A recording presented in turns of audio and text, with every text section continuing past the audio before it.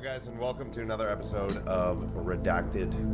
I am WTFOSaurus and I'm here with Work17 and BoredGamer. What's up? What's going on, guys? Oh, hey, my camera has decided to not be on. Oh, it's on. I'm just ginormous. That's fantastic. Can I touch it? No. I don't know what's happening with this right now. Flex inside you, Saurus. Yeah, It's disturbing. that. I've seen a lot of slash fiction written about this. Okay, we're fixing this right now as we speak. This is the beauty of see, you don't see these mishaps very much on YouTube. Because they normally, post fix all that in post. There is no post on live. But you'll see it on YouTube now because this will go to YouTube later.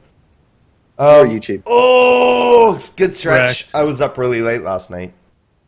So Doing all your VR, doing it in your virtual realities. yeah, mate. man. Did I tell you the first night? I'll tell you after when we go into that. Twerk. What have you been up to, man? Stellaris. No, I've actually played quite a bit of Star Stellaris. Citizen for given Star Citizens, and where we're at. I played quite a bit this week with, I think I played twice, 2.3.1. I had some fun. Just kind of hung out. Played a crazy Stellaris session on Sunday of like 11 and a half hours of gameplay. So most of the Redacted members know about that because Twerk scheduled a meeting with us all. Yep. We were like, and then went, "Where's Twerk?" Oh, So we he's jumped busy into playing a his video channel, game right now. And he was playing Stellaris for another 4 hours or something. Yeah, Which was, it was amazing ridiculous. to see, though. I mean, you were really into that game. You were really into Well, it. things got crazy, and I felt like if I leave now, they can't play because I was the host, and they all wanted to keep playing. I don't think that was what was occurring. You just wanted to know where your fleet was. You wanted to fight the Fallen Empire and the Scourge. Yeah, things got crazy. You had galactic domination on your mind. So I failed. My face is slowly fading more and more, Saurus. It's slowly getting more and more invisible. Yeah, I don't know what's going on with that. So it's just a problem with my face, mate. No, I think when your camera gets blue, it's blue. I think it's blue. Oh, it's gone now. blue. Let me Yeah. sort that shiz out. I'll let you talk, Twerk. Yeah, so you figure that out, their data. Yeah. And then, once you So figure that out. I've basically you been trying to figure this game out, and it's How's that going for you? so hard. It looks overly complicated. It is And overly it's like, complicated, it's a but like in a brainy good game, way. isn't it? It's like a very brainy game. It's overly complicated, but I want to play it to learn. Like, I feel like some games are overly complicated, and you're like, "Fuck this," and you put it down. Yeah. I can't put it down because I'm like, I want to be good. Yeah. But yeah, So- there definitely needs to be some balance and stuff. Like some things are just in the game that don't work, and For people that don't know what it is, it's a 4X strategy live a game where you can zoom in and out. yep, and it's it takes place in a galaxy. What does of 4X anywhere mean? between explore, exterminate, and I forget the other two. Oh, it's Empire and strategy. Empire Yeah. building and strategy game. Where you resource collect and build the empire, build your ships, and then go out. But it's lots of games do this, but they do it as turn-based. This is not turn-based. It's this real is live. time. It's and it was really intense watching it work, and you had to really coordinate the non-stop. allies. Yeah. Explore, expand, exploit, exterminate. There you go. Thank Thank you. you. Thanks, Matt. Quadruple Yeah, X is gonna give it to you. Yeah, it's insane.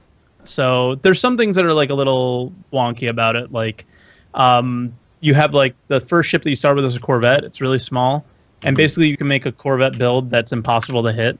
So you just kill everybody with it. It's pretty lame. Why not 4E? Why 4X? E's before the X there. Yeah, it is. Why That why is did you true. select the second letter? Because X gonna give it to you. Because X is extreme. It should be 5X for extreme. Yeah. yeah. 5X for extreme. Extreme. Oh, shit. But no, the game's really, really fun. It's a really well thought out game. Like I do find that when you play by yourself and you can sit there and read and pause and take your time on making decisions, it's a lot better. So I don't know how if it's the best game ever to stream. I think it's a really good YouTube game because you can like do it in 20-minute bursts. And the highlights and stuff of everything. Exactly. There's a lot of downtime in between, right? Which I No, would think there's never fucking downtime, which is the problem. There's always something to do. The only reason that there would be downtime is if like you screwed up. So I take it you can slow down the speed and speed it up. Absolutely, yeah. You can go from slow to normal. Would you want to do slow to manage stuff really quickly? I don't know. I don't know what I'm talking about. I'm thinking like SimCity, right? No, I just paused, manage, and then go back. Yeah, so you can pause it. Okay, yeah. You can pause it. That's cool. That's cool. Yeah, I mean, I'm glad you're enjoying it. It's just, it's stressful me just watching you do this. I don't know what's going on at all. These are my games. No, I love them. I love the fact you got so passionate about it as well. So yeah, I'm definitely up for that. Waiting for it, and sometimes like you wait for a game and it's a disappointment. This one is definitely not. Mm-hmm. What else, Twerk? What else you been up to? Was it just all Stellaris for you? No, I mean it's been mostly Stellaris. I think we did some like you said we missed a redacted meeting, but we also had one. So look out for some cool things. That was a big meeting. I think that was our biggest meeting yet. With the amount of people that were there and with the amount that I wasn't there. I was busy playing video games. With the amount that got done, it was. I think just look out for some stuff. There might be some cool stuff coming. Yeah. I kind of shared a little bit of what might be coming. Purge the heretic. Yeah, but it should be cool. Hopefully, the website will be a cool place to go to pretty soon. We'll see. Yeah, well, I mean, it is what's a cool up with place you, already, but even cooler. So I've been at a loss to find stuff that was fun on my Vive for a few, pretty much last week. Yeah. But Portal Stories VR came out, and that kept me entertained. I wanted a Portal game on the Vive, and it was only 10 levels. It was like half an hour. Now, Portal Stories is... Now, you told me about this because you're like... I said, hey, I have a game you need to try. And you're like, fuck you. I have a game you need to try. And you told me about this. They were the same game. And I thought I was going to have to buy it. No. So, I thought I was going to have to buy it. No, you're free if you've got Portal 2. If you have Portal 2, it's just like a mod for it.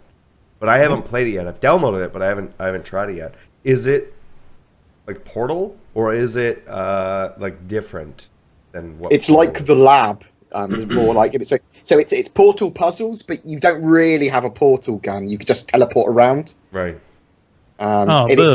It's very Portal-y. It's just, but I say it's very Portal-y. It's in the Unreal 4 engine. That's weird. It's really weird. But I assume it's just imported all the assets and maybe the source engine doesn't support. Which would be weird. Yeah, seeing it's built VR. As whatever, but you would think that they would have the source engine working with VR, being as they're the ones that came up with the tech for the Vive and the Oculus. So you can see in my hands the two tools I've got there. One attracts cubes to you and objects to you, and the other one will teleport you, like in if anyone's seen any of the other games where you teleport around. Yeah, so the left one teleports you around, and the other one with the little grabby hands pulls things to you. Yeah. And that's it basically. But then it's Portal-esque puzzles. But for me, because it had the humor and it felt like Portal to me, it was good enough. It was good enough. No, and it's one of the best experiences I've had on the Vive so far. So it's good. It's promising. I really enjoyed that. I mean, Saurus. I'm sure you'll talk about this in a minute. But Saurus wants me to play Minecraft, the monster. Yeah. I know. But I've been planning lots of Star Citizen content this week. Not making much, but planning. I've played a bit of 2.3.1. But I'm more planning for stuff when 2.4 goes live. So when that goes live, I'm going to do ship buys guides. All of the ready ships. For this. Yeah. I mean, that's what we're all raring up to go. You might see some content providers, like especially me, like slowing down at the moment because we're waiting to do a sod ton of content that we can't do until 2.4 goes out. So I mean, like it will be a mixture of like quick start guides, stuff about 2.5 expectations for it, all the ship buys guides for every ship in the world, and like guides on how to make Star Citizen look as pretty as possible or as fast as possible and all that sort of jazz. Yeah. Obviously, I'm still going to be doing the news this week, and I'll be doing something special for Star Citizen out on Friday as well. So stay tuned for that. Yeah, I know, right? Oh, Ooh. What happens if the patch drops instead? Then what? Well, Yeah. Don't worry, I it's do not that, gonna. but- It's not gonna. It might. Who knows? Who fucking knows, mate? But also, I am really looking forward to a couple of games that are coming out next week. Warhammer Total War. Mm-hmm. I love my strategy games, and I've really liked the look of Warhammer Total War. It looks like it's going to be a good Warhammer game. I love the Total War series. Haven't liked the last couple of Total Wars they've done very much, but this looks beautiful. I love Warhammer. I love the universe. I'm really fucking excited about that, and I think that's going to be really fun to play. I'm not sure if I have much on my channel, if at all, but I'm planning to start streaming, so I'll definitely have it on my stream. I love strategy games, so if other people want to play that, I'm up for playing that. And Overwatch, I love Overwatch. Oh yeah. I'm sorry if people don't like it or they think it's another fanboy Blizzard game. I love it. I like competitive first-person shooters and MOBAs and stuff. I haven't heard too many bad things about it. I mean, it's really simple. It's like TF2 with a little bit more MOBA thrown in and more characters, and it screams like competitive play to me. But also, although it does induce rage like a MOBA would, that rage is very short-lived because of how quick the games are. Yeah. And because in MOBAs there's this phenomena where you will blame everyone except yourself, yeah, because you're a part of a team. That's life in general. Yeah, but so MOBAs just kind of add to that. They literally they fan the flames of, well, it can't possibly be my fault. It has to be everyone else on my team. They're all nuts, or they fucked up. But in Overwatch, that is somehow lessened. And I can't work out why, because I see I see some other people raging, but you can tell they're kids or whatever online. Yeah. But with my guys that I play with normally, who are normally massive rage heads, and I'm a massive rage head when it comes to MOBAs, we're pretty chill. We're pretty chill. It's really enjoyable. Even if you lose, you learn stuff. Yeah, so I'm really looking forward to Overwatch as well. And I have another channel set up for Overwatch. So assuming that I enjoy Overwatch and want to make content about that, I will start going, guys, look at my Overwatch channel as well. But I'm not going to put it on my main channel. Yeah, that's like me in VR. Mm-hmm. Two separate beasts. I know, right? That's cool. Yeah. But yeah, other than that, it's... I wonder if Board's interested in Overwatch. Oh my God. No, I don't think so. What about you, Saurus? What have you been up to, mate? Okay, so a few things, actually. Last week... Pick one. No. No. Pick one. Last week, when I was talking to the devs of Fantastic Contraption, I asked them to see if they could expedite the shipping process for me for the Vive. They ended up getting me a Vive for free. It's a developer kit, which gives me a few more options, gives me some developer options and some stuff as well. Awesome. Which is cool. It also came with, instead of 3 games, 40 games. Nice. So that is pretty nice. So I have a lot of content to go through. So I didn't know, but I got an email from Valve saying, hey, Ryan, we're going to send you shipping information once we ship it out and a tracking number and all this other stuff. I'm like, okay. And I know that the consumer versions are taking about 2 months, so I figured, it might take a month or something for them to get it all, whatever. No, dude, it showed up on Monday unannounced. I didn't even hear the door. My roommate woke up. And I was like, I'm like, okay, the only reason anybody's delivering packages are for me anyways. So I get up and I check, and I'm like, oh. Now, that sort of brings me to another thing. You guys can probably hear it really bad right now. There's an echo in this room. It's pretty bad. And that's because I moved my second gaming computer out of here, but I have a lot of bare walls, and it bounces around.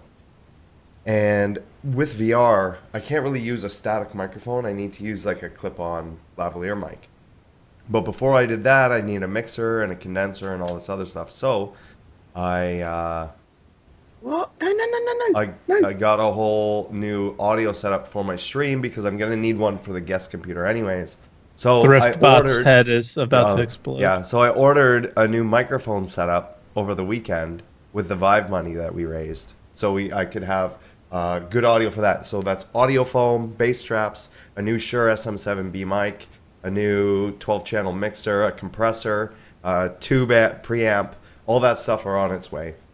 So I thought it was that at the door. I thought, oh, I got it all on eBay. And so I was like, oh, great. One of those things showed up. And it was a huge box. I'm like, did the mixer show up already or something? And it turned out it was the Vive. And I high-fived the FedEx guy. He had no idea what was going on. He's like, yeah, it was insured for a shit ton of money. Like 10 grand or 20 grand or something stupid. And so I got it here. I was really excited. Ended the stream early. Set it up in my living room. And for me, it was more of like demoing it to my roommates and my neighbor and having friends come over and try it and stuff. And at first they're all like, this is so nerdy. But then when they actually try it, I don't know if you've done this board, but when you get friends to come over and actually try it. No. Or have you? No. I've never had friends over. No, no. Okay. Well, I don't know, right? Maybe you haven't. Maybe you have. But just seeing reactions from people who have no idea, don't even do anything with gaming, let alone even know that VR is a thing. So the first thing I tell them is, I'm like, do you remember VR from the 90s and how bad it was? And they'll generally be like, yeah. I'm like, well, it's good now. And it just became a thing, and you need to try this. And they're like, oh my God, how do I get this? I'm like, it's really expensive. Like, no, it can't be that much. And then I'm like, well, it's like $1,300 for the headset. They're like, oh. I'm like, that's not including the computer that you need to run it. But, yeah, so anyways, that showed up, did all that stuff. But then I got Minecraft to work the first day. Because this is sort of the application for me that I was really looking forward to. And last night, obviously because it's really echoey in here right now, I have a full green screen room now with a floor and everything. The chroma key's not very good because my lighting is kind of garbage. But right now I'm showing a clip of clip here where I'm going up to like the nice skeleton shirt. Archers and stuff. You like that shirt? Going up to skeleton archers and going up to like Enderman. Enderman's like 8 feet, 9 feet tall. These skeletons are maybe like this much taller than me, and yeah. So I'm like trying to show people like how tall these guys are. Jesus, and he runs at me, and all kinds of crazy stuff. So it is really cool. Enderman's like, you can see me looking up at him. It's pretty crazy. I really like it. I'm trying to find some other people with Vives. I want to do some sort of, I don't know what it is I want to do exactly, like a playthrough or like a game type or something like that. I'm also looking to install Twitch TV chat mod, so I can see chat above my little on my one controller. The problem is it's not. It crashes my thing every time I try to install it. So if anybody knows anything about that, please reach out to me. It would mean a lot because I really want to be able to do this. And I'm going to be doing some other stuff and testing that out. But this was me testing it out at like 3 o'clock in the morning last night. So yeah, I was pretty tired. But all in all, it was super fun. Really looking forward to having good audio in here and not having all this echoey sound. But we have the full green screen room, and I'll be able to do the mixed reality stuff and everything, assuming I can get my hands on another Vive controller, because you do need a third one. I'm just gonna, because I'm in the developer things, I think I can just email Valve and they'll send me one, which will be really nice. Awesome. But So- yeah, really excited about that. And Saurus, when I was holding my head in my hands when you were talking about your audio setup, I feel like I need to promote a product I feel very strongly in. Mod mic? So with mod mics, Yeah. I fucking love these. These are awesome because they just plug into a normal audio jack and they give you amazing quality.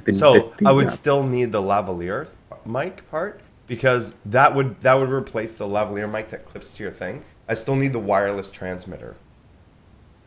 Why do you need? Oh, okay. Because he's In walking VR, around. I'm moving around. Plus, the reason I was looking at lavaliers anyways is because I did go to CSVR this weekend, and it's funny that you bring up Total War. I have a friend who does just Total War content, and he wants to be part of the stream house.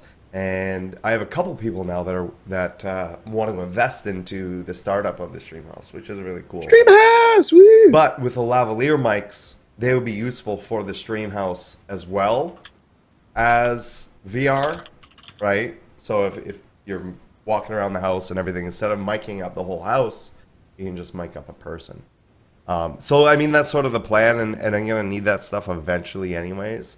But ThriftBot would not be happy with the $1,600 I spent on audio stuff. Oh my god, ThriftBot is spinning in his thrifty grave.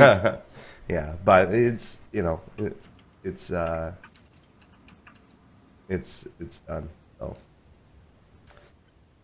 Yeah, really, really looking forward to more VR stuff. Looking forward to like more active stuff as well, because I'm getting a little bit of a beer gut, and I don't like it. And that's one of the reasons I want to find like some sort of like, I'm gonna reach out to the Omni guys and see if I can get a omnidirectional treadmill and stuff, because then you're like getting fit and playing video games. Yeah, of course you are. Of course you are. Yeah. But yeah, that's pretty much what I've been up to. Playing some DayZ. Escape from Tarkov stream was this morning. They didn't announce a release date for the alpha for that, which is weird because they said they were going to. So I don't know what's going on with that. I have to go back and watch it because I was sleeping. Because I was up late last night setting up the VR stuff. It was. I mean, the combat looks quite cool. I like the idea of it. Escape from Tarkov looks pretty cool. Yeah. Looks neat. That's pretty neat. And do you want to go into... Well, I guess we have a video here from the Noobifier on building an audio room, I guess. Let me make sure I have that. There we go.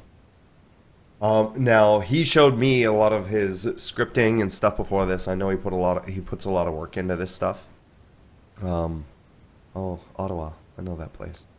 And just sort of breaks down what all of his stuff does and what he wants to do with this room and what his plans are and everything for everything. So now we're all gonna have to fly over to Noobifier's place to do all of our voiceovers and recording.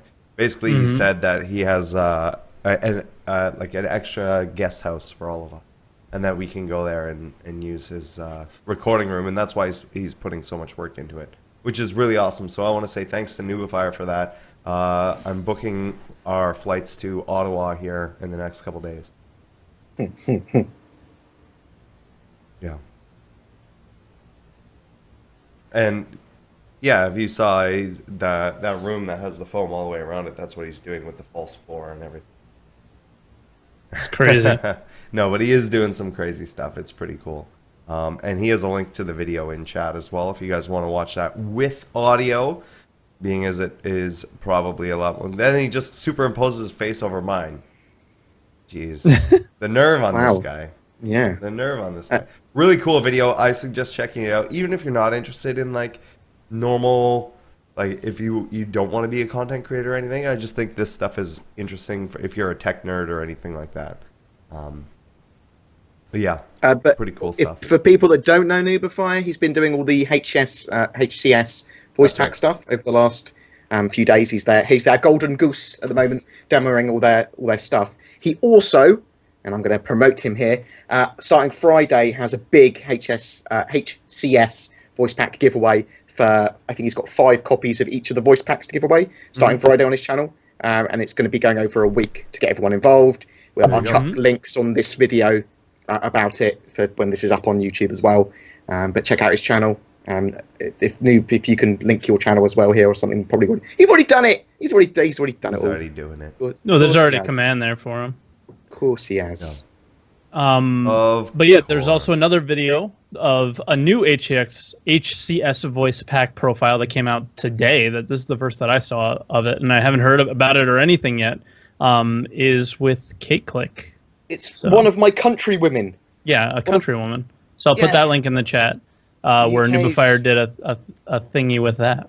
Yeah, she's much more well known, obviously, for Elite Dangerous. Elite, that's the one. Yeah. I can remember what it was called. Elite Dangerous. Twerk, you should get your own voice pack now if they're doing people that are famous on BBC. Yeah, I'm already in talks as we speak. It's not going to be me though. It's going to be It's gonna be Trixie. I want a slave twerk to be my voice thing on stream. That would be amazing. Nope. Yo, I'd love. Noobifier, get on it. I hope Make sure, one day. make it happen. I hope one day I have one. I'd love one so much. I just want him to sound defeated. It's too late. And just doing everything Too I late. ask him to. I'm already defeated. Wait, Trixie wait, one. wait, yeah. Oh, that'd be really funny. Defeated. It's too late. Too late. Way too late. But yeah, other than that, just like for other Redacted guys that have been doing stuff, we have our Super Mac brother, Star Citizen Sunday, who's stealing all the views from BoredGamer because BoredGamer sucks. Oh my god! And he steals views, so we got to steal views back, guys. Everybody's got to be a vampire. He's a thief of all the views. That's So such an in-joke. Such an in-joke, and no one's gonna understand. No one's gonna get it. They're gonna be like, "What are you talking about? What are you talking Fuck about? you for." And they're all gonna be on BoredGamer's side because the podcast is put on his channel. You know what? Maybe we should put the podcast on Super Mac Bros channel. You know, he's starting to grow and blow up a little bit bigger. He's pretty cool. You know? I think we should just replace. They're both from England, right? Yeah, It's the same. I mean it's the same thing. sounds the same. We just shave Super Mac Bros and nobody will even notice. He hasn't got a head shaped like a fucking egg like I do. No, and that we can't have an emote that we can put an egg next to, like it cracks. So we can't have it. We can't have it. But so he does his normal Star Citizen Sundays. So go ahead and check that out if you want to see what news has gone on this past week that we're not going to talk about on the podcast today. But You said news. There's a little bit. There's some stuff that I have in here that I figured was worth discussing that was still here from last week. One of them is the Big Benny's coupon. Make sure you use that by May 31st. Or Big Benny, not a coupon, but I think it was a $5 gift card, right? Mm-hmm. So make sure you guys use that by May 31st, or it poofs into thin air and disappears. So get yourself a little player if you're not going to buy a ship or whatever, right? So 2.4 is not here, obviously. Hey guys, 2.4 still isn't here. And that's why the title is 2 Point Feels Bad Man. Oh, that's what it was. Oh, that makes so much more sense. Yes, Wow, I was guys. like, why is they it were like, I don't podcast understand 2? the title. I'm like, this isn't the second episode. It's not. It's we're way past the second season. No, I think like, Kazu put in 2 Point Feels Bad Man in my chat this morning, and I was like, that's a good title for today. I think it makes sense in chat with the emote more than the way like, more. Yeah. Are we allowed to say that it 2.4 isn't out yet? Does that break NDA? No. Jesus, we're good. right? We're good. We're good. Good. So Are we even allowed to say we know 2.4? Like it's called 2.4. it doesn't exist. Shh. It's a secret. And we've got Star Marine. Yeah. Holy It's okay, fuck. Star Marine's Shit's out. gonna blow Sorry. up on Reddit. Reddit, don't post to Reddit that we have Star Marine because we definitely don't. We already do. I also heard that Twerk17 shills for Star Citizen and actually likes the game. I heard that Twerk17 is paid to say only nice things about Star Citizen. Oh my god. pretty much. Good. It's pretty true. It's true. You'd be doing a shit job at that, Twerk, if you Yeah. were supposed to say nice things about it. No, but I mean, basically, it's still with the avocados, and obviously, there's blockers that are keeping it from coming out, and it's just one of those things where, I mean, we say this every They week, can't but take it's anything out of the patch. I don't, and that's why it's. or how do you? taking It's forever. not necessarily features. It's the fact that it's all back end stuff that Yeah. is getting Yeah, that's changed. what I mean.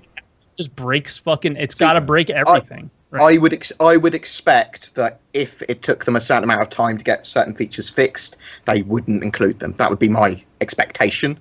I Yeah. would also say that, and without going into what those features are, but knowing never what they would. are, I don't think that they can exclude them. They need them in going forward, and that's why it's taken so long with this one. And I don't think with most patches going forward, we won't see a delay on them. Right? Like this is supposed to be last month's patch, and I don't think that.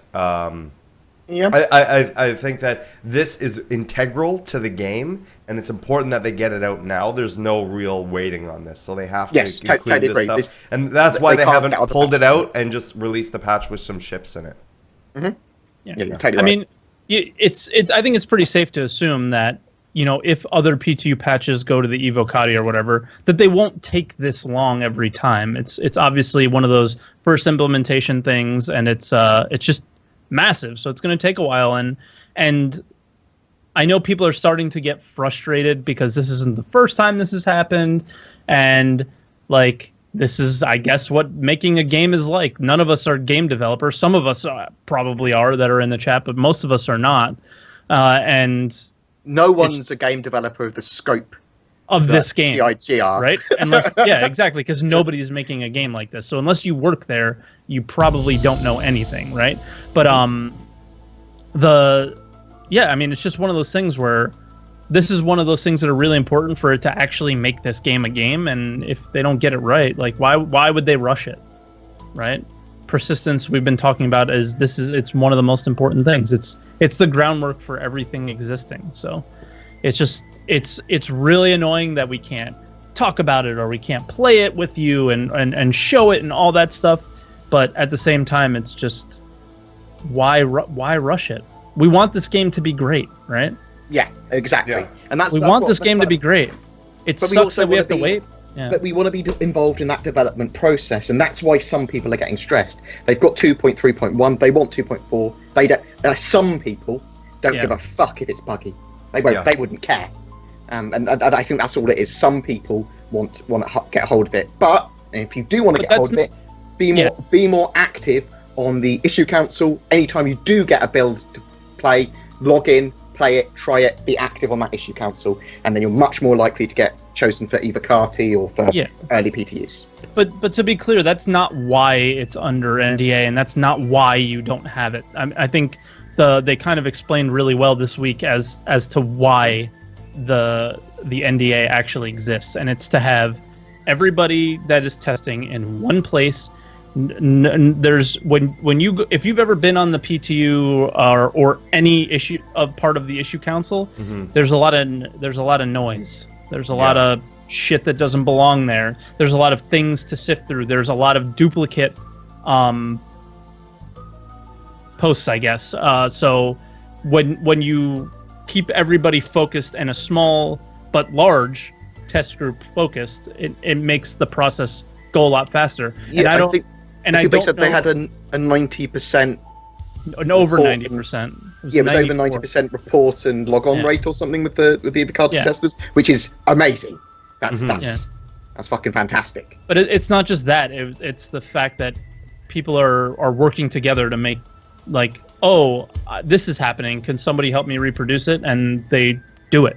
So it's and that helps the devs out a lot, I think. So I don't know, but I wonder if they didn't do this, how much longer it would take. Maybe it would take a day longer or 2 days longer, but is 2 days, that's 2 days more that we get to play the game in a better state than we have it now. So it's or a extended state from where we are now. So it's, I don't know, it's just one of those things where I originally was like, why is there an NDA? But now I understand why there's an NDA. When you go and look at the old PTU or the old issue council versus the one that's there on the PTU, and it's just so much easier to navigate and so much easier to say, this is what's going on, let me go try and do that, and then you're like, well, I reproduced it, and then you can put your input in, and then hopefully that helps the dev out. So I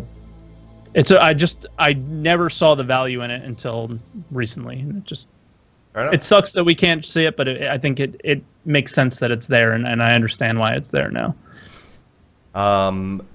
Big Benny's coupon.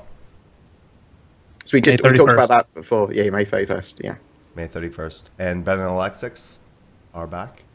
Yeah, they're back in town. So I think we didn't get much going on because I think Lando and Xylo were kind of running around with like chickens with their heads cut off, trying to do all the work that they do plus all the work that Ben and Alexis were doing. So now that they're back in town, I think things will slow down and we should see maybe some cool stuff on like RTV and ATV and stuff like that. Well, indeed, and ATV, we hopefully are getting some sexy stuff, because there's something that Saurus is going to be very excited about, and that's going to be the caterpillar. Yeah, getting shown. And, my God, it's getting so big. Excited.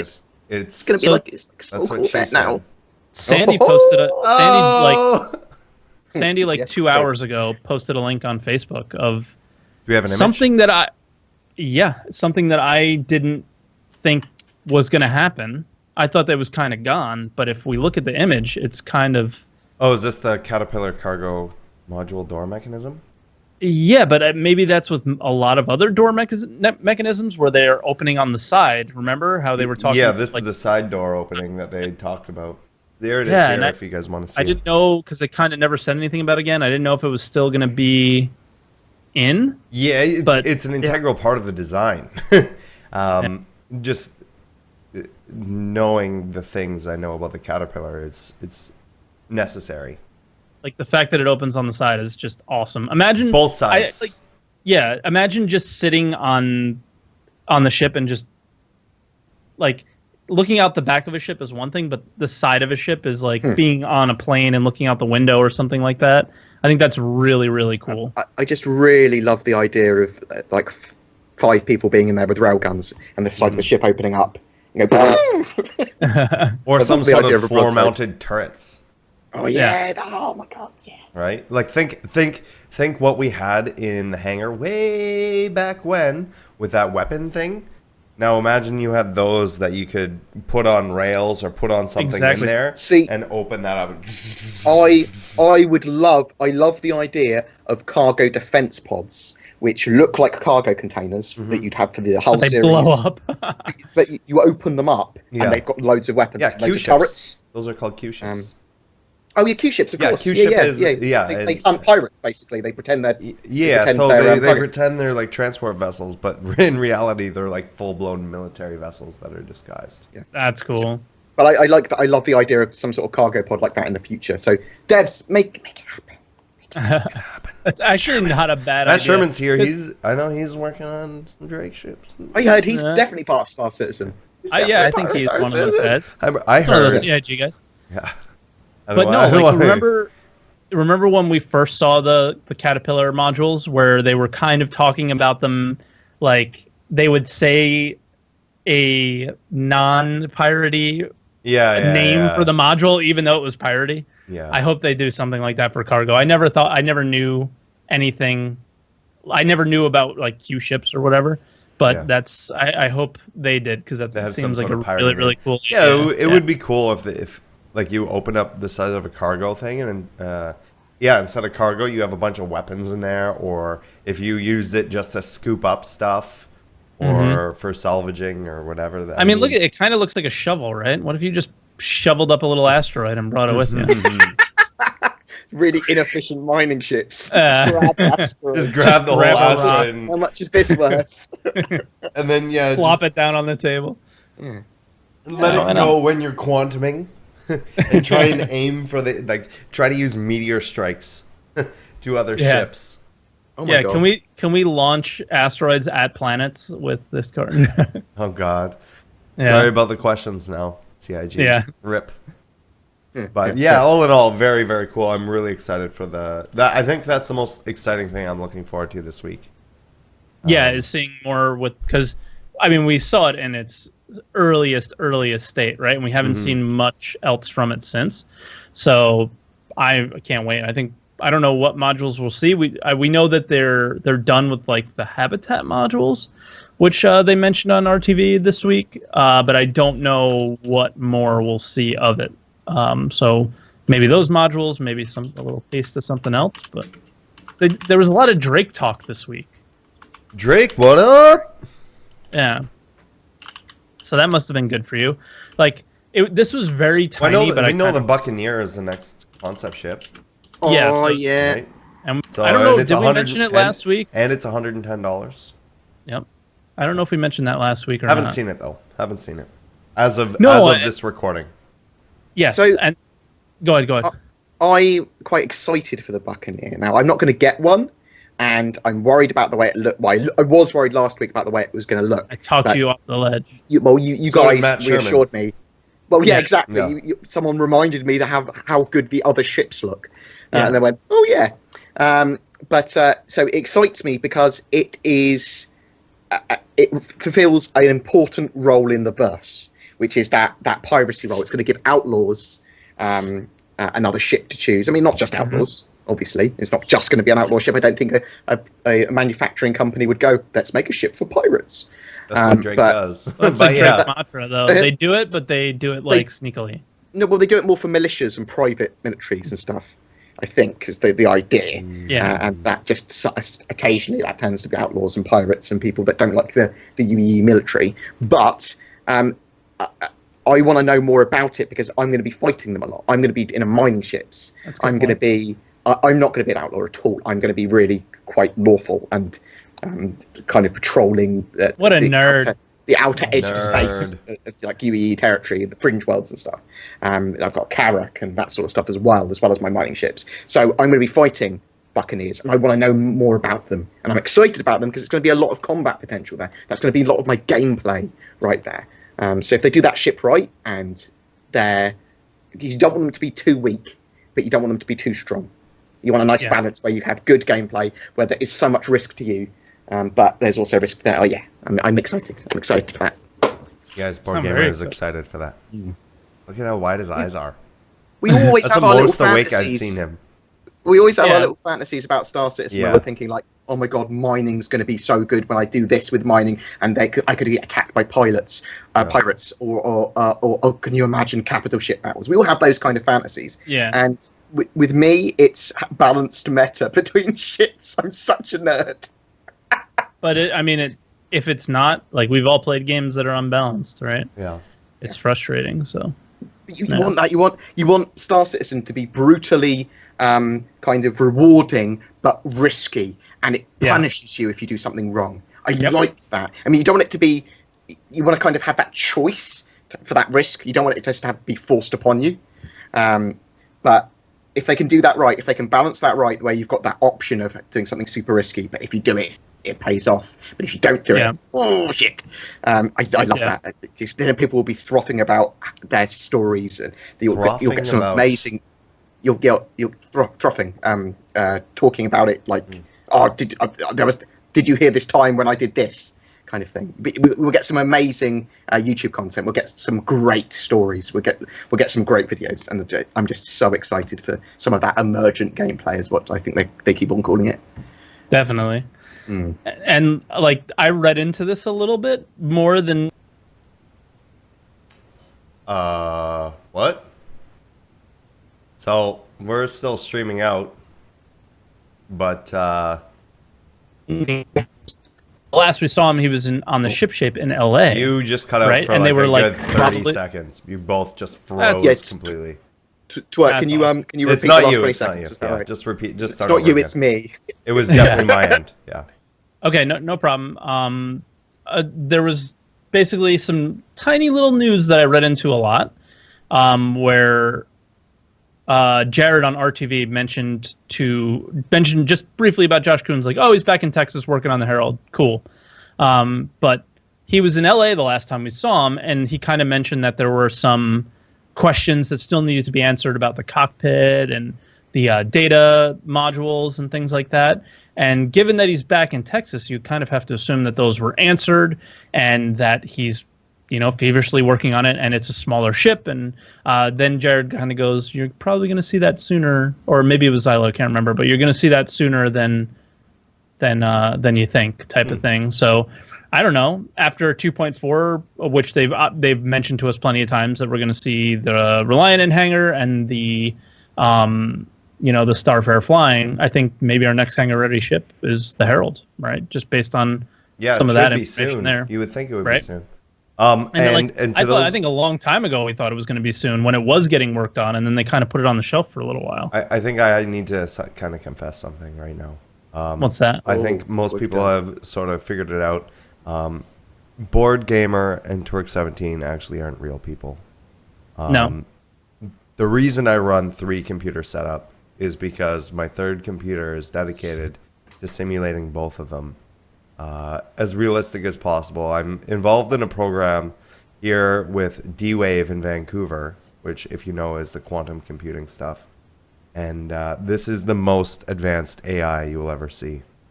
And that's why they both froze, is because I now have VR and everything set up, it's just too taxing on the computer. And so I want to apologize. Their information is still valid, but now you know. So don't try to meet them in real life or anything like that. So does that mean if I break an NDA, does that mean you've broken it? And these are the questions of the future. What happens? Is it because I've created the AI, but am I responsible for what the AI does? I mean, this is because when it has its own choices. I'm not the AI. You're the AI. That's what you've been programmed to think. Maybe. What the fuck is going on right now? Maybe we're a simulation within a simulation within a simulation. And if that's the case, are any of us really responsible for our own actions? I don't know what's going on anymore. No, I'm lost. Yeah. Anyways, let that sink in for a little bit. Try not to hurt your brain too much. And moving forward. Can we move forward? Is that even possible after that? I don't know. Try not to question your existence or your frame of reality too much. You don't want to go down that rabbit hole. Believe me, it's entertaining, but it's fucking weird. Oh, fuck no. No, I don't know. Moving forward is pretty much the last bit of news that we have for this week. Other than maybe some tiny thing that I'll mention after this, is the sneak peek was pretty cool. What do you guys think about that? Which showed me lots of different ways I can open a door, mate. Yeah, but you don't think that that's like... No, it was cool. It was. Yeah. No, it was very cool. Like knocking lights off and then the vacuum and... Blowing things out of... Yeah, like things that had mass and weren't attached to anything being sucked out the window. Yeah. Like a lot of that has... Like a lot of the stuff that they showed you need for boarding. Yep. Right? So this would work on large ships and it would work on space stations. Do we think there's going to be pressure as a thing? So rather than just that's either explosive decompression or not, if you were in an airlock and it was half cycled and then the door got blown off, that wouldn't be as bad as explosive decompression? Do you see what I mean? I don't know if it'll go that crazy. I don't think they'll blow any doors off. I think the most damage you're going to see is the control panels for the doors, which they showed, right, when people shot them and stuff. So can I make it... If doors aren't going to be blown off, can I make a ship entirely out of doors? No. You can't make ships. You can't make ships, man. You can't make ships. You can't make your own ship. Chris, get out of here. Chris, if you could hear me, I want a party. Fired. Are you going to have a party? And when you make a ship out of doors. Yeah. No. Just opens and there's nothing there. Just all open at once. But this was really, really cool. I really, really liked seeing this. And this is the asset level that I was expecting to see stuff in Star Citizen, like this basic white box, non-textured stuff. I just want to see the features, and I think this is really cool. And you make the point that I was going to make is that what you're seeing is features that exist and that work. Yeah. Just because they aren't pretty yet.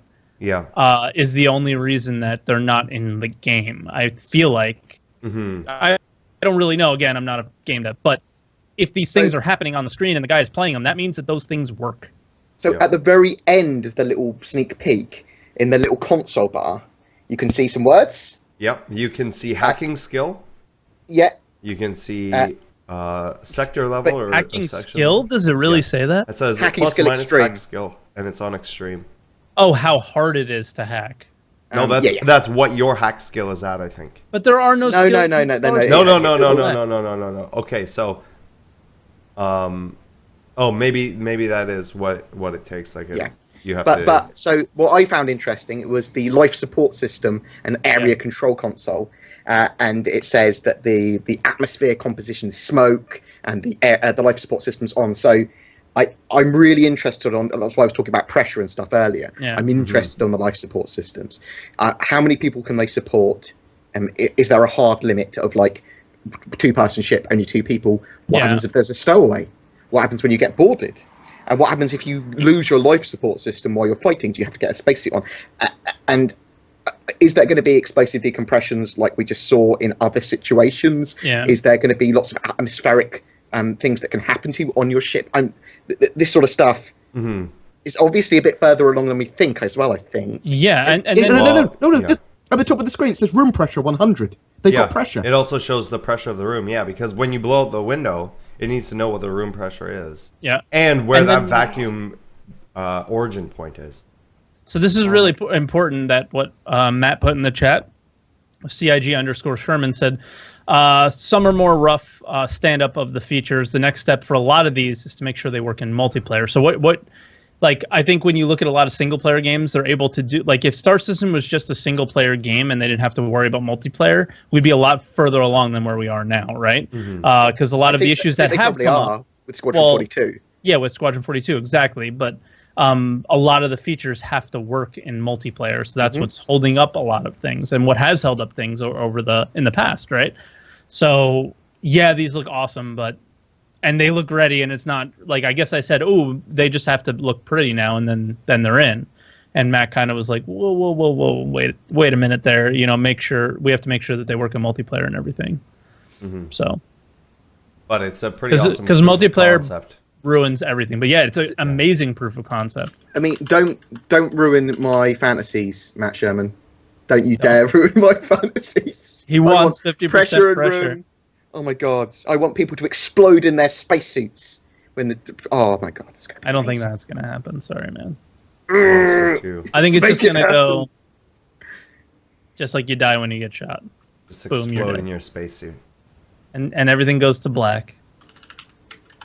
So yeah, I don't know. That's so many different levels. Anyways, yeah, but that's really it for the news. So I threw some things that I thought were worthy. There was one other thing that was kind of reasonable from 10 for the devs, and that was somebody asked a question about like the guy who we see in the People to Planet video, and they say is that a real guy, and is he in the game? Man. Yeah, is he in the game? And the dev that was there, Gage, I believe his name was, said a little thing like, well, here's what we're doing right now is the current character that you see now, and we've heard this plenty of times, right, is we're getting him right. And then you'll see those other characters come in the game. So I believe that guy is going to be a playable character in the game. And then that kind of ties in where we've heard Chris talk about 8 different heads, 8 female or 8 male or 4 female, 4 male. I can't remember exactly, but we're going to have some heads to choose from on a little bit of character customization before we get the kind of crazy make my character look like me. Billions of heads. Yeah, so, but I think he's one of the heads, so that's cool. I kind of they said he was a head scan. Yeah, well, yeah, they said he was he was one of the head scans, exactly. So, there was one other thing I liked in 10 for the devs. It was kind of separated over 2 questions, and that's when they were talking about we already know about it already a little bit. The layered clothing system that they're working on at the moment. Now, so the issues they have with clothing is that clipping. So you put a jacket on over a long sleeve T-shirt, you're gonna get clipping.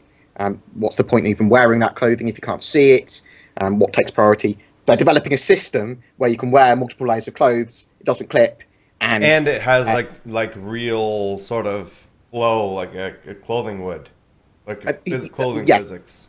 But not right away. Not right away. No, I didn't say right away. Okay. I didn't say right away. But also, that's what they are working on. They've previously talked about materials actually physically having an effect on weapon damage. So if you have layers of armor and layers of clothing, that does affect weapons hitting you, which I find really interesting. I love to see someone get hit by like a grenade, and you see a hole in their armor, and then damage to their skin, and then multiple layers of clothing that have been partly burnt off in one area and not other. I mean, if we can get that kind of level of fidelity, and I know that's a big ask, but that's the sort of fidelity they're pushing for if they could do it. Like sort of like a similar damage states to what they have on the ships. Yeah, it is literally. They literally treat the human body and armor in the game as they would a ship with multiple layers. What was the name of the recent sci-fi show that was really kind of exciting everybody? The Expanse. Yeah. What they kind of mentioned, and I don't think we're going to see for a long time with the physics stuff, is I totally want to see when we're in EVA what happens with our ships and eventually our hair, hopefully. Like that scene in The Expanse with the girl when she comes out of when there's still oxygen in the environment, but they're not wearing like their spacesuit. Exactly, and her Okay. hair was just everywhere. Like that Hair with clothes would be simulation is so so, cool. taxing on Yeah. GPUs. Like No, I don't so expect it. I taxing. don't expect it with hair, but I'm saying with the clothing, I'm just imagining what it would be like without any gravity and how it would react. I think it would look so cool. I don't expect much from hair. I Hair's wouldn't expect ridiculous. much from that in general. That's Yeah, a yeah, lot. exactly. I mean, we love immersion, we love fidelity, we love great graphics, but let's not forget the core that it is a space sim, a combat game. They're gonna, exploration they're game. gonna turn around and they're gonna do it, and it's gonna blow us out of the water again. They Oh my keep God, they keep just doing might be stuff 3 like years that, from now. right? We've got but they, guys, we've got procedurally generated hair that actually decays at the same rate as your hair in real life. And you my can hair see doesn't game decay. go Though. like- What are you Yes. talking about? Boards would go in one play session. Mine would take 2. Bard would wake up and all his hair is on the floor. Mine would take 2, and Saurus's would never go away. His beard would just Alopecia keep mode growing. 1. Oh, I've got no hair. It's all right. I'll be with you in no time. Yeah, thanks, bro. I'm on the way. I'm on the way. We'll be together. Shaved head bros soon. Head bros. Yeah. Oh dear. So this is what we're gonna do. I'm gonna jump into some questions.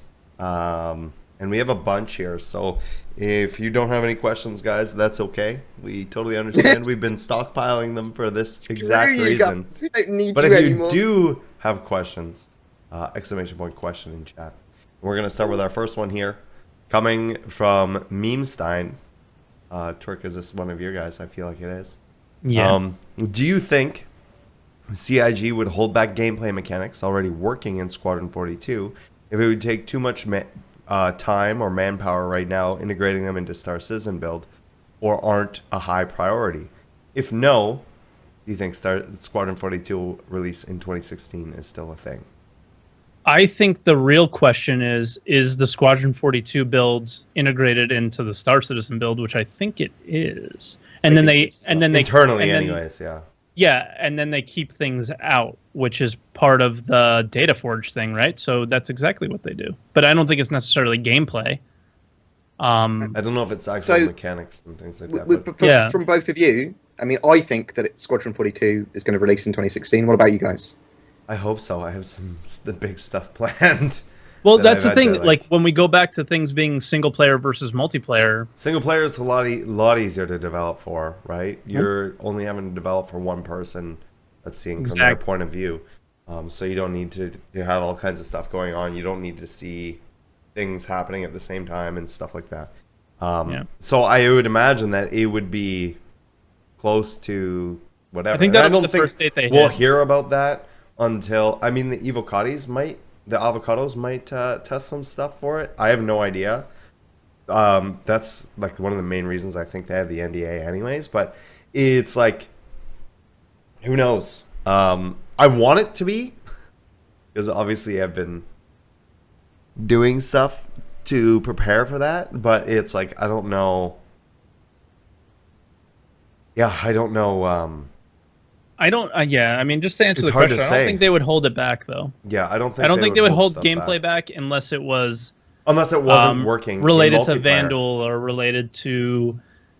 I don't know, like what gameplay could be related to the story that's not related to the actual gameplay of Star Citizen. I don't know, Um, because they would want to include as many features into Star Citizen as possible.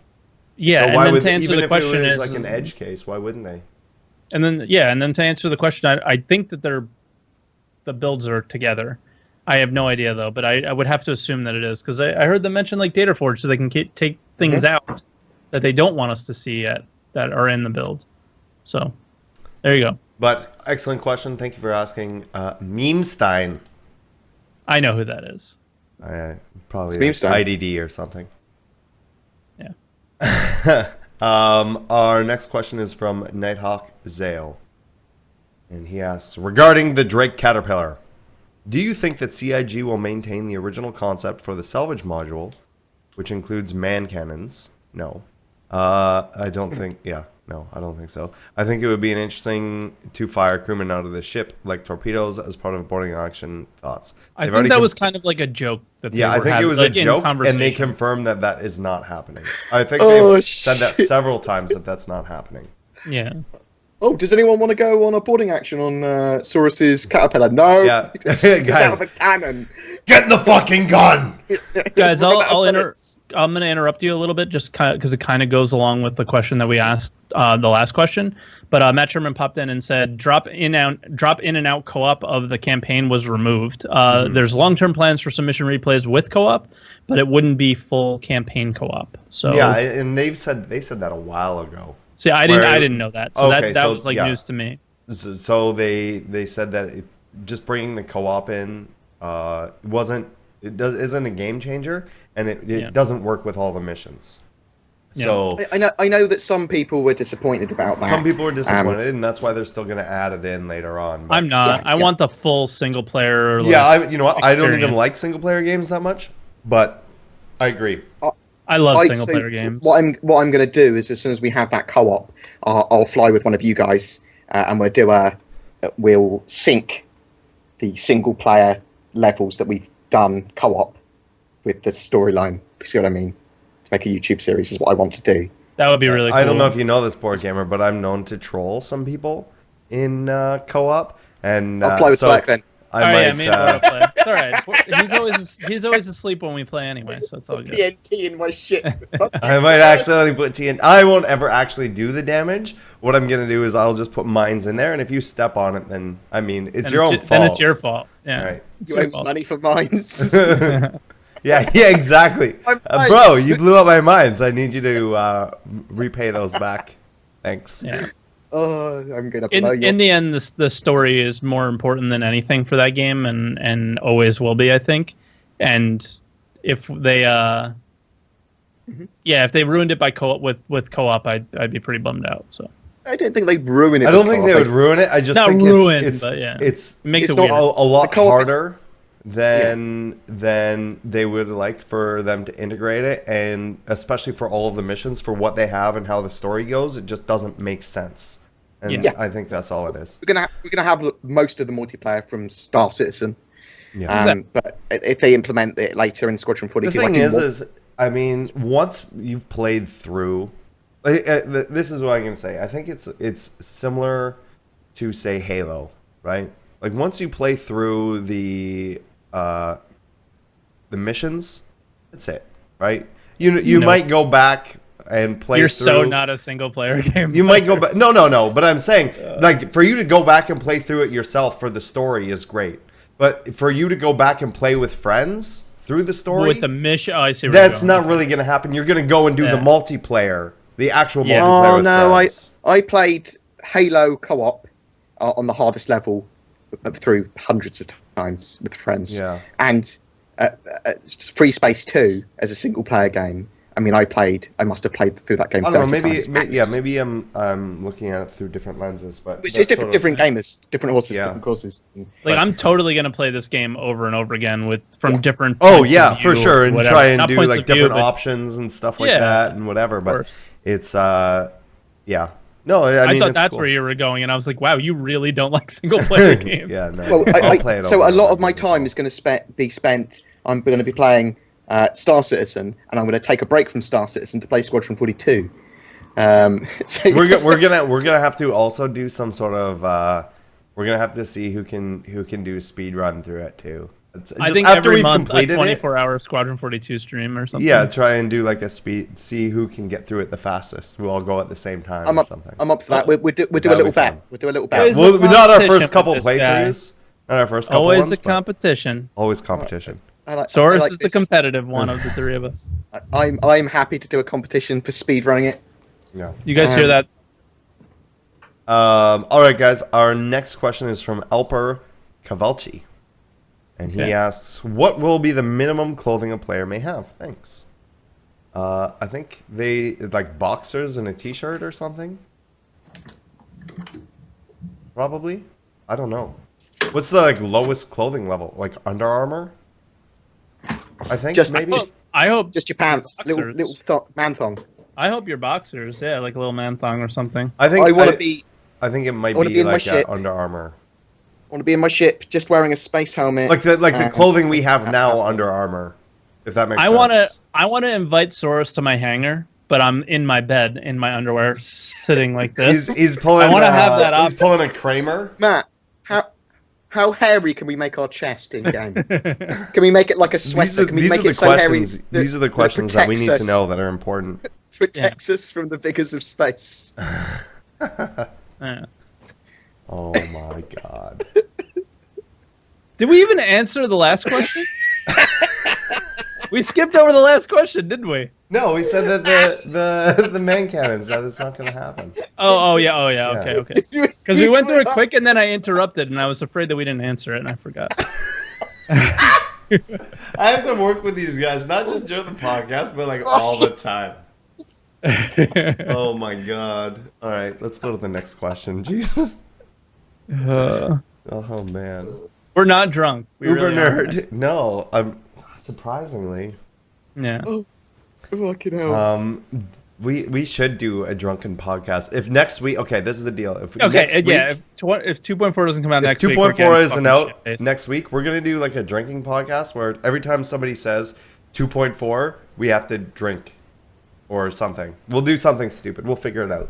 Yeah, we'll figure it out. We'll figure it out the day of, about 20 minutes before the podcast, just like everything else. Okay. Yeah. Hey, Uber 2 nerd. hours. 2 hours, not 20 minutes. I showed up at 12:30 today. That's true. BoredGamer showed up at like 12:50, so yeah. All right. So from Uber Nerd, do you think that battle damage to clothes should require replacing those clothes eventually if too much damage is received? Oh, that would be cool. I think that battle damage to clothes should be replaced. It's not going to regen itself. Like if you get injured and you were wearing clothing under your outfit, I want to see like little burn holes on your shirt, right? Why Yeah, not? that would be cool. Anytime I can, I'm going to put cigars out on Clifford. Especially, I'd go, oh, that's they look like they're worth loads of UEC. Yeah, hey Clifford, can we just go to your hangar? I just want to check something. Buy some new clothes, you rich motherfucker. No, see, he's gonna have clothes that none of us are allowed to have because he's a super duper backer right. or whatever. Whatever they're called, Million Mile High Club. They'll just be like all platinum, all gold clothes. Like he just roll like all made of you can see him glistening. Yeah, he's made of diamonds. You can't burn him or break him. He He's the looks hardest- like because thing. he's all about that Miku blue, so he looks like he's wearing one of those diamond armor sets from Minecraft. And he's got like this flowing hair, and then you hear Clifford talk. Oh, Clifford! It's gonna be a thing. Yeah. Oh man, but yeah, it would be cool to see the damage, like those damage states would obviously, if they had damage states on clothing and armor and stuff, that they would persist until you got them mended or whatever. I think that's what they want to do. I think when your clothing's taking a lot of damage, you're probably not in the best situation that you need to worry about your clothing. Because you're probably on fire. But your armor, maybe. Yeah, definitely. Yeah, you've got. I'm assuming it's going to be the same. I'm pretty sure there's damage states for armor. Yeah. Listen, if we wear our clothing for too long and we don't put it in our washing machine inside of our hangar, it should get dirty too. Well, that's what they were saying, wasn't it? Like they might consider you need to have a shower every so often, otherwise NPCs will treat you a bit differently. Yeah. Like flies. I was being sarcastic, but yeah. He's not. Jack Avalon asked the question. Would you like to know what it is? Sure. Gotcha. All right, fine. These nuts me with the upcoming nuts? release. No. Oh, okay. That it's different. With the upcoming release of the NVIDIA GTX 1080, this channel is not sponsored or endorsed by NVIDIA. But maybe it should be. I should be. Do you foresee companies such as EVGA and MSI having any defining differences with the release of the card over NVIDIA's Founder Edition? Yes. Also, you guys they are always awesome. Put their coolers on. And thank you for what you do. Okay, so with the aftermarket manufacturers like EVGA, MSI, Asus, those are just some that I can think of off the top of my head. Not only do they usually, well, they always have aftermarket coolers that are quieter and more effective than the stock coolers. They sometimes also make their own PCBs within spec, so they can be a little bit smaller or they can be a different shape or whatever.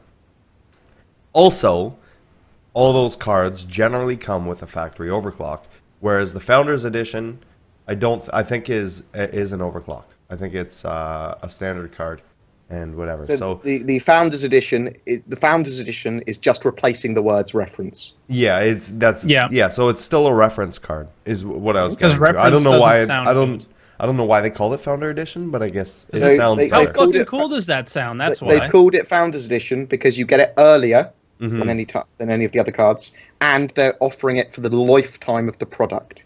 So that they're always going to have that card available until they discontinue everything. Okay, so it's it's the exact same thing as a reference card. So I have a 980 Ti and it's a reference card, and it's good and everything. But if I wanted to really overclock it or really do any crazy stuff, I would have to change the coolers and. Stuff. Well, I could overclock it a little bit. So with the 1080.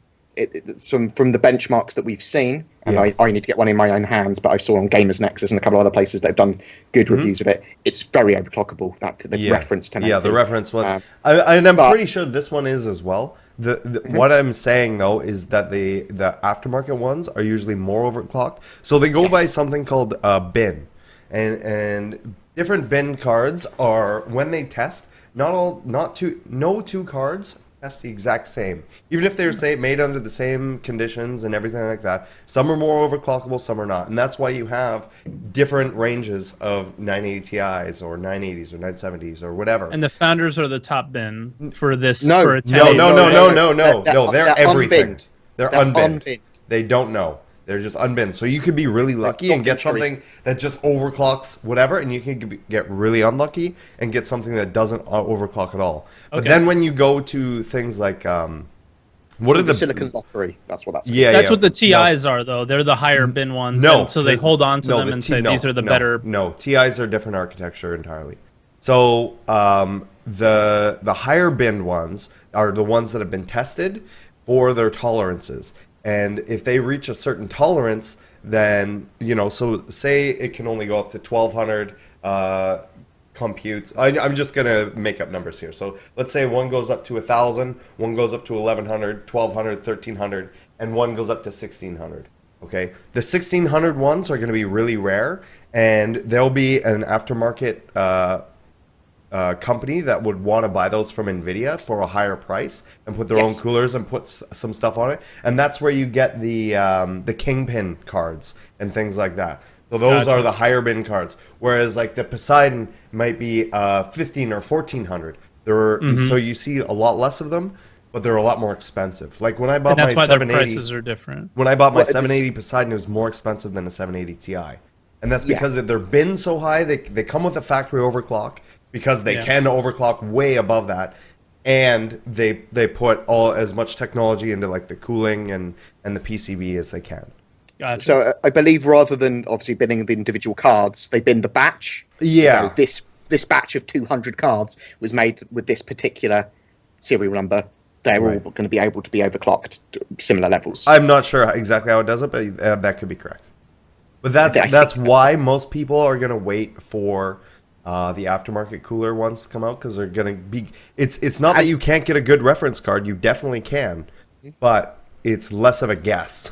I've never had a reference card. The reference cards. Reference cards aren't easy. $699. Yeah.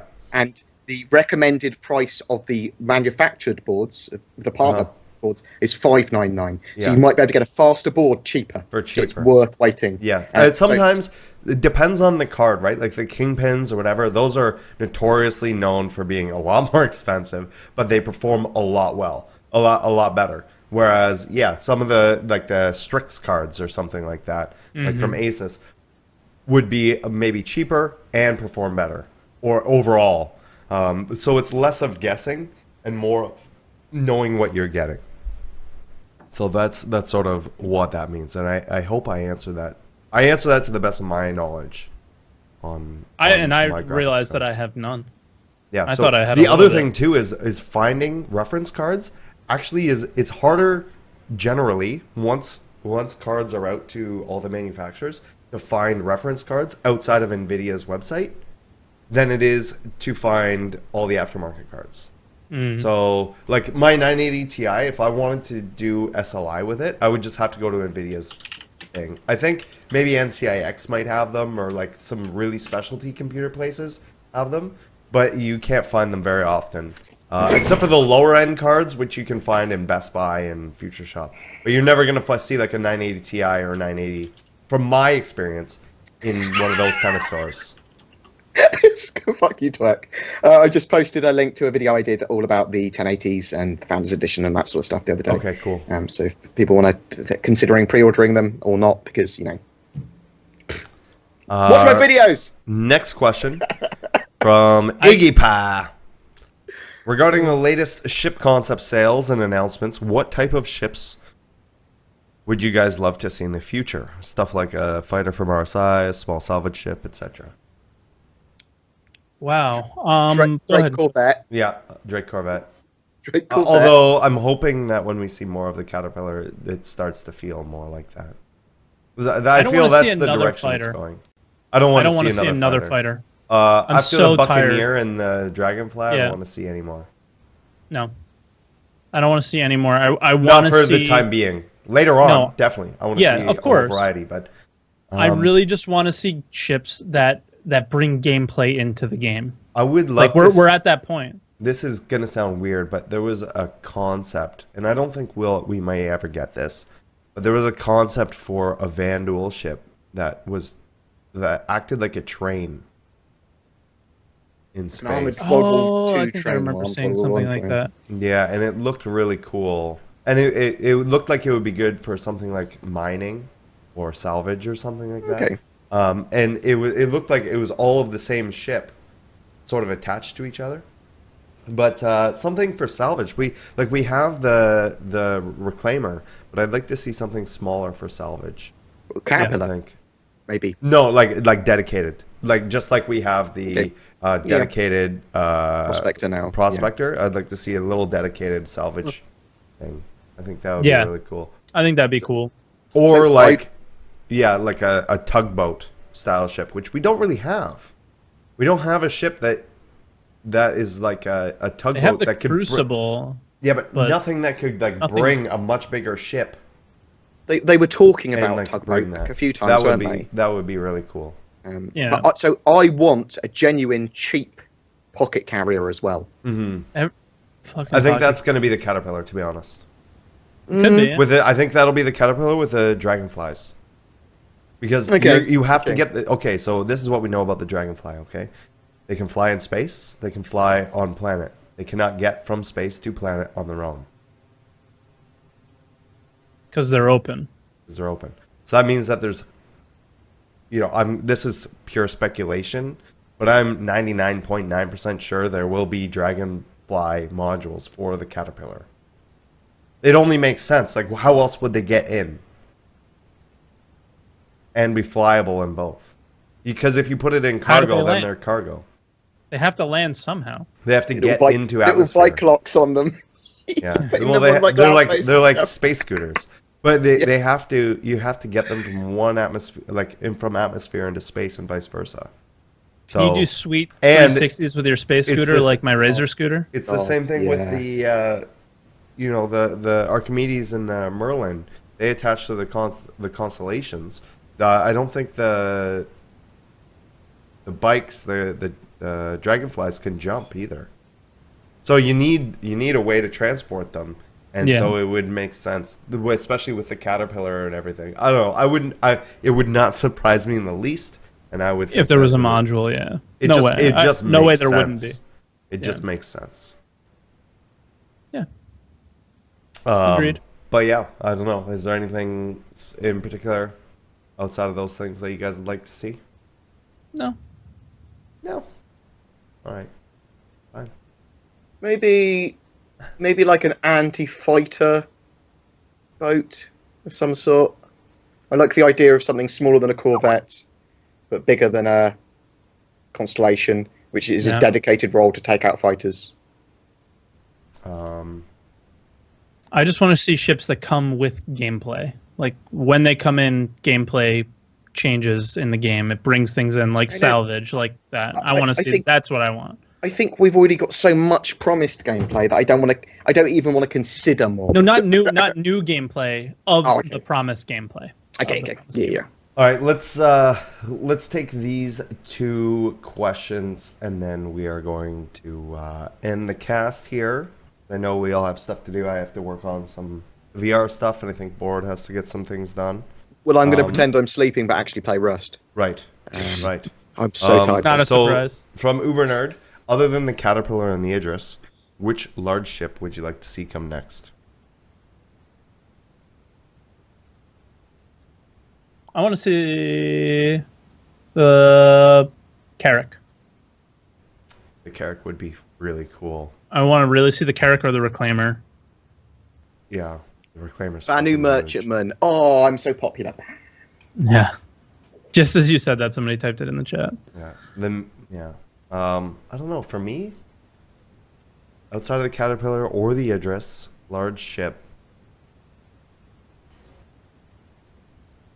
I'll maybe name off a few large ships. Yeah, I don't know, the Orion, the Bengal Carrier.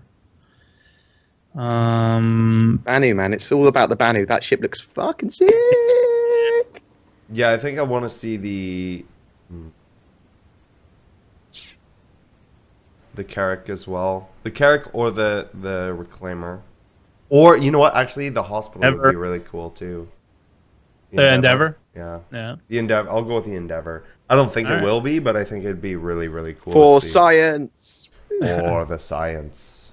Yeah, I think that's one of the coolest, most unique ships. I think the I want to see the King ship. Yeah, I think the personal transport ship, whatever the Genesis. Yeah, the Genesis Starliner. I think that'd be cool. I think it'd be cool just to see them kind of in passing by, right? Through like safe systems. All right, our next question and our last one here is from the Duke Slayer. And he asks, do you think the character damage while in a battle will work like Arma 3 or American Army, in which your buddies need to go to you to give you the proper medical attention? It's going to be people need to give you the proper medical attention. There's a whole medical section of it, so I don't know. I know what Arma 3 is, and you just sort of walk around and whatever. And give them. I think it's going to be a little more detailed than that, right? But yeah, I think it'd be a lot more detailed than that. And American Army, I have no idea. But I'm assuming Arma 3 is like click, and American Army is like ridiculous. So it's probably somewhere in between. Yeah, so right? I think that you will be able to mend yourself to a certain degree. If you have the right equipment. If you have the right equipment, that's right. If you have the ability to, maybe you have some sort of, morphine shot or something just to help you get to your ship or help you whatever. But I think if you want to be fully repaired or whatever, like there'll be a certain extent you can do on the battlefield by yourself. There'll be even more that you can get done to you by a proper medic on the battlefield, and even more so when you get to a ship or a landing area where you can get like fully replace your arm to a robot grabby arm. Were you masturbating with that robot grabby arm? That's what that sounded like. Lovely. Let's do the sound again. I know we can't see him, so it sounds really. It's weird. We'll see in a few seconds. Yeah. Oh. Yeah. Anyways, that is the end of the podcast for this week. 2 point feels bad, man. I know it's really sad for you guys. Look at Bored. Bored's crying. No, keep crying, I'm Bored. crying. Keep crying. It goes with the music.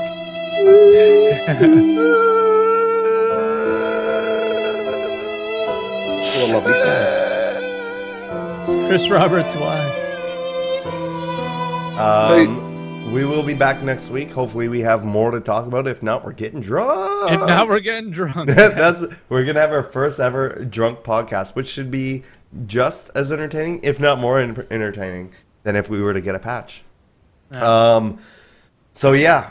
We will be back next Wednesday. Twerk, why don't you tell us where everybody can find you and what you're up to this week?